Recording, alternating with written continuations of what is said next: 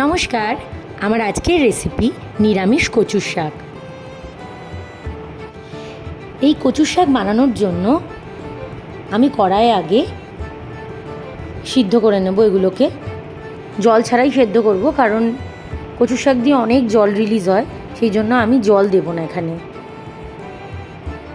এর মধ্যে একটু নুন আর একটু পাকা তেঁতুল দিয়ে দেব, কারণ অনেক সময় কচুর শাকে গলা ধরে, পাকা তেঁতুল দিলে সেটা সম্ভাবনা কম থাকে।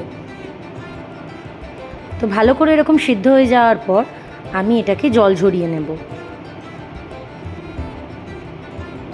তারপর একটা নারকেল কেটে নেব। আমি যেহেতু আমি নিরামিষ করছি, তো নারকেল দিয়ে করব। একটা নারকেল কেটে নেব, এটা কুড়িয়ে নেব নারকেলটা।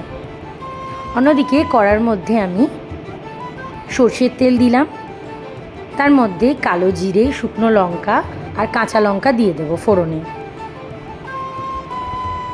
ফোড়নটা 10 সেকেন্ড মতো ভাজবো। এরপর সিদ্ধ করা যে কচুর শাকটা আছে আমি দিয়ে দেবো। এইবার কচুর শাকগুলোকে ধীরে আঁচে ভালো করে আমি কষতে থাকব। কচুর শাক যত ধীরে ধীরে অনেকক্ষণ ধরে কষানো হয় তত টেস্ট ভালো হয়।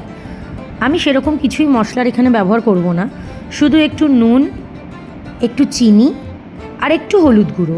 চিনি দিচ্ছি কারণ চিনি দিলে কচুর শাকের টেস্ট অনেক ভালো হয়। এটা যেহেতু আমি নিরামিষ বানাচ্ছি, সেই জন্য চিনি দিলে খুব ভালো টেস্ট হয়। এটা দিয়ে ভালো করে কষাতে থাকবো। আর দিয়ে দেব সিদ্ধ ছোলা।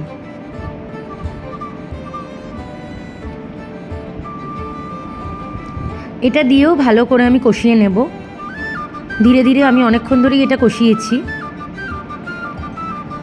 অনেকটা কষানো হয়ে যাওয়ার পর আমি যে নারকেলটা কুড়িয়ে রেখেছিলাম, সেই নারকেলটা আমি দিয়ে দেবো। নারকেলটা আমি শেষ পর্যায়ে দিয়েছি। এরপর এটা ভালো করে কষিয়ে নিলেই তৈরি হয়ে যাবে নিরামিষ কচুর শাক। এটা খেতে খুব টেস্টি হয়, আপনারাও ট্রাই করতে পারেন। Thank you.